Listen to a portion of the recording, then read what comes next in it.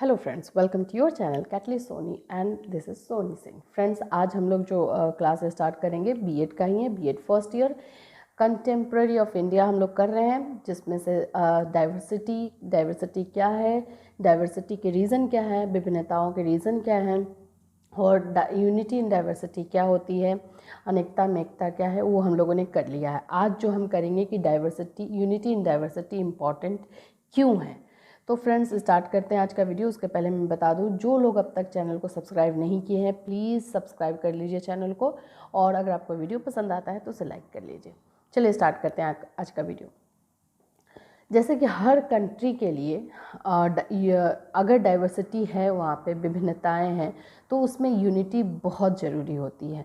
हर तरह से अगर आप देखें तो वो ज़रूरी है। क्यों ज़रूरी है, कैसे ज़रूरी है? क्योंकि आप अगर सोचें भी, नॉर्मल कॉमन वे में भी सोचें, तो कंट्री के ग्रोथ के लिए ज़रूरी है, वहाँ के लोगों के लिए ज़रूरी है, शांति के लिए ज़रूरी है। तो ये सारी चीज़ें जो फैक्टर हैं, उसके लिए हमारे पास अगर डाइवर्सिटी है तो यूनिटी ज़रूरी है। स्पेशली अगर इंडिया की बात करें तो इतनी ज़्यादा विभिन्नताएं हैं यहाँ पे कि यहाँ पे यूनिटी बहुत बहुत मस्ट हो जाती है, और है भी इंडिया में। चलिए स्टार्ट करते हैं कि रीज़न क्या क्या है, क्यों क्यों ज़रूरी है।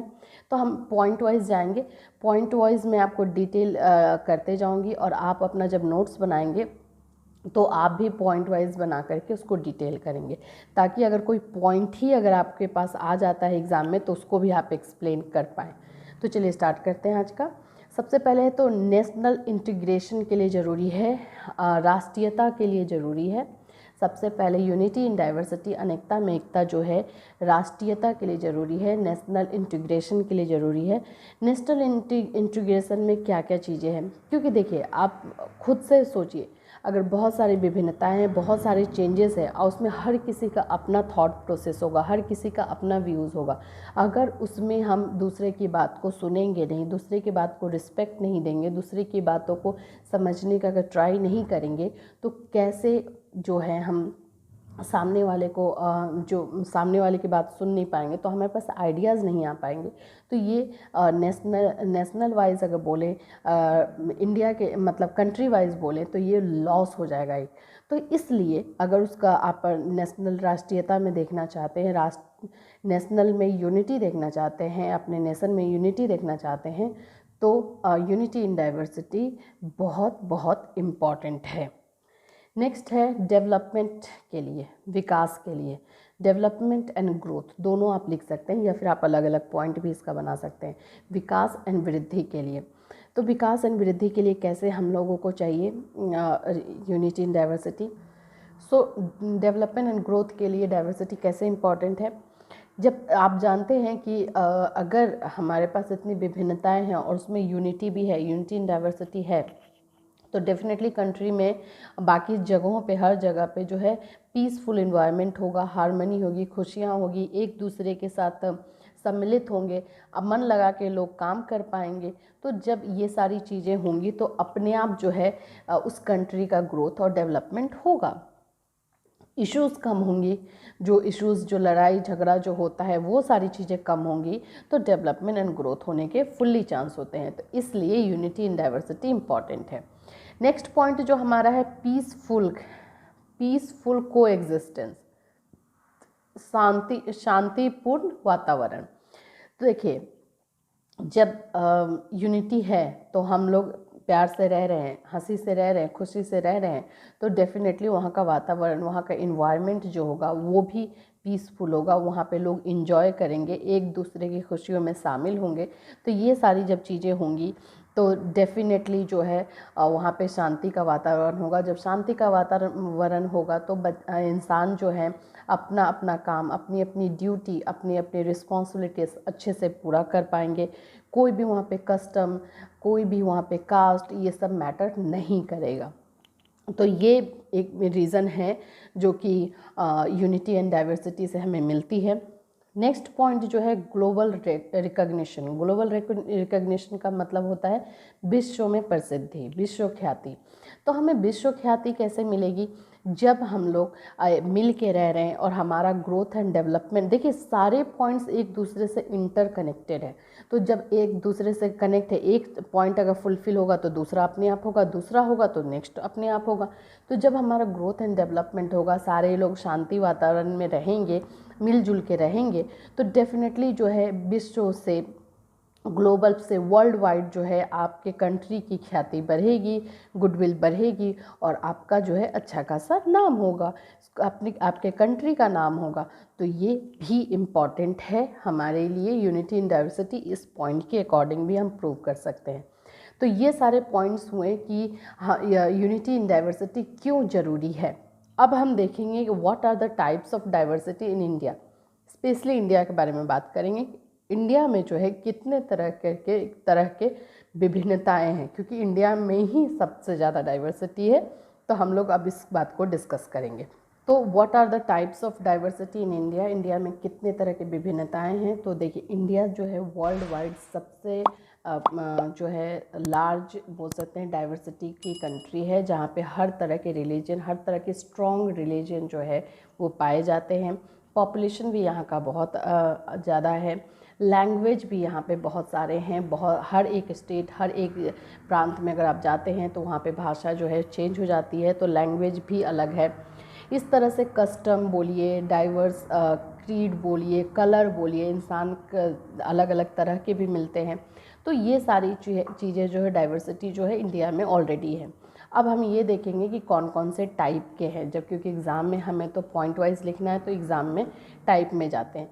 फिज़िकल फीचर्स डाइवर्सिटी, जो इसको हम लोग दूसरा अगर आप नाम दें तो जोग्राफिकल डाइवर्सिटी भी बोल सकते हैं, मतलब भौगोलिक विभिन्नताएं। देखिए, और सारी चीज़ें तो हैं ही, भौगोलिक विभिन्नताएं भी हैं। ये कैसे हैं, आप देख सकते हैं कि इंडिया का जो नॉर्थर्न पार्ट है, जो उत्तरी भारत है, वहाँ पे हिमालय जो है सबसे बड़ा माउंटेन जो है वो पूरे वर्ल्ड में वो है। रिवर्स, ऐसे ऐसे रिवर्स हैं, ऐसे ऐसी नदियाँ हैं जो सबसे बड़ी हैं, लंबी हैं। तो ये नॉर्थर्न पार्ट का है। इसी तरह से जब आप साउथर्न में आते हैं, साउथ साइड में आते हैं, तो वहाँ पे अलग है। तो पूरा जो 4 पार्ट में डिवाइडेड है, इसमें चारों पार्ट एक दूसरे से कम्प्लीटली अलग हैं। तो जोग्राफिकल वाइज भी देखें तो इंडिया में जो है वो काफ़ी ज़्यादा विभिन्नता है, काफ़ी ज़्यादा डाइवर्सिटी है। एक दूसरे से जस्ट लाइक आप बोल सकते हैं अपोजिट है। तो जब वहाँ का एरिया अलग है, वहाँ पे तो अलग तरह से रहा भी जाता होगा, वहाँ रहने का तरीका अलग होगा, लोगों का पहनावा अलग होगा, लोगों का खाना अलग होगा। तो ये सारी चीज़ें भी होती हैं।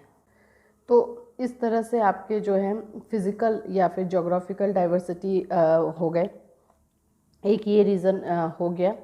दूसरा हम देखते हैं रेशियल डाइवर्सिटी, जिसको बोल सकते हैं कि कलर वाइज, फिज़िकल वाइज इंसान का जो है वो अलग अलग तरह के इंसानों में विभिन्नताएं वो पाई जाती हैं।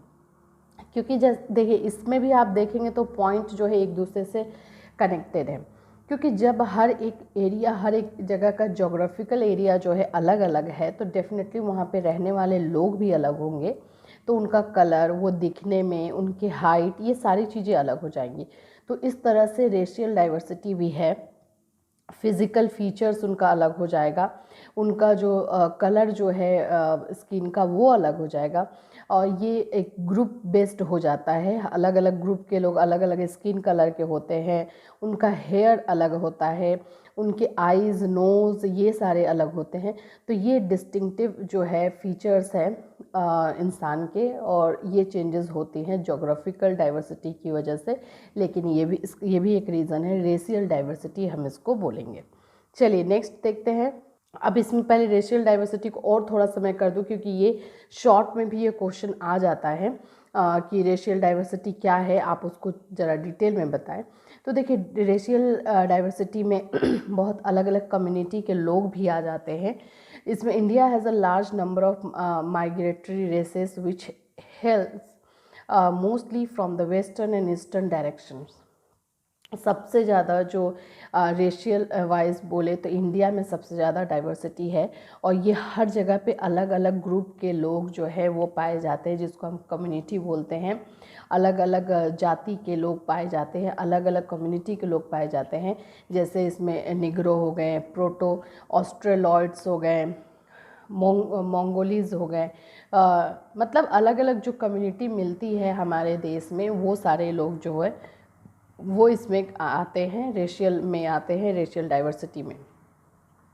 मंगोलियन हो गए, द्रविडियन हो गए, ये सारे भी हैं। तो इस तरह से जो है रेशियल डाइवर्सिटी एक रीज़न है।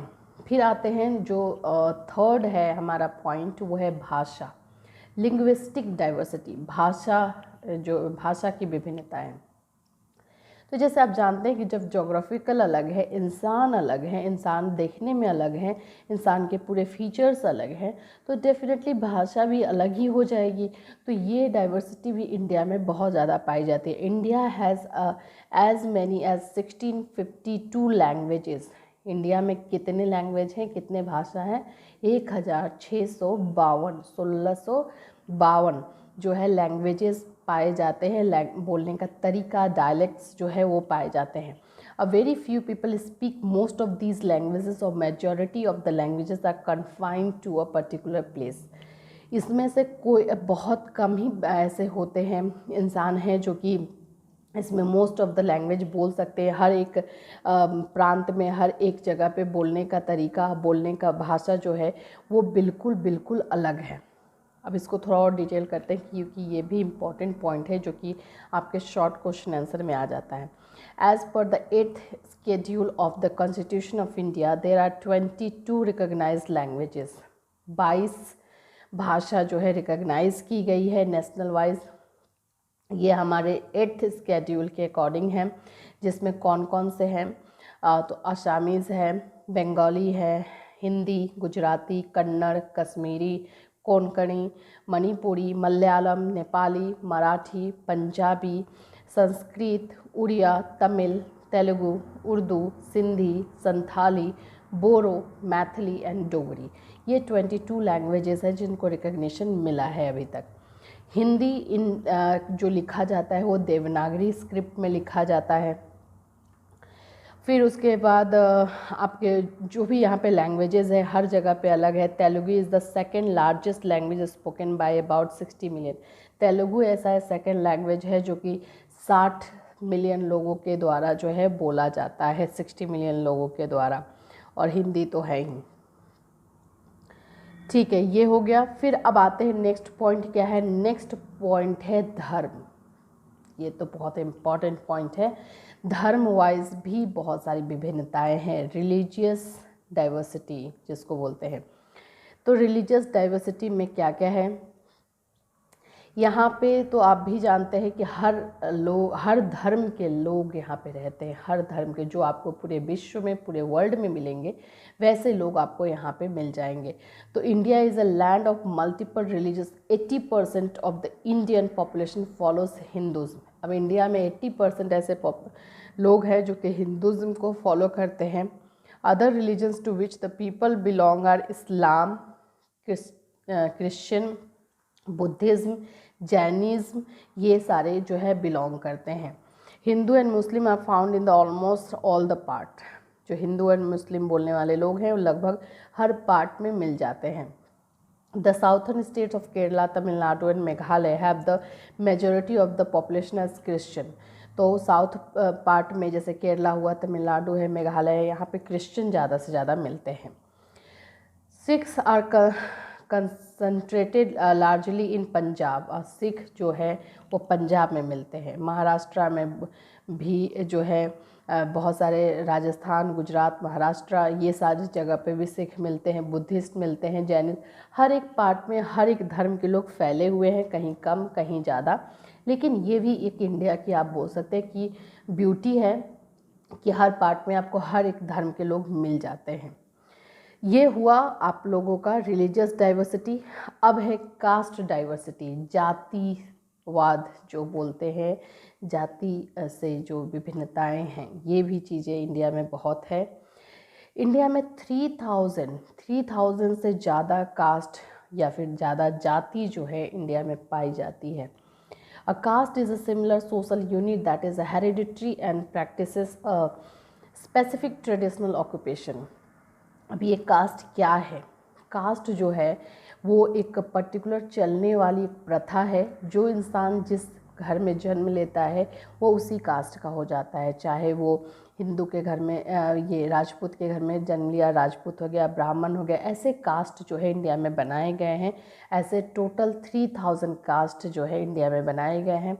और ये जो है बोल सकते हैं कि जेनेटिक होता है। जो लोग जहाँ से आ रहे हैं वो से हेरिडिटरी होता है और हेरिडिटरी प्रैक्टिस में रहता है और वो वहीं के हो जाते हैं।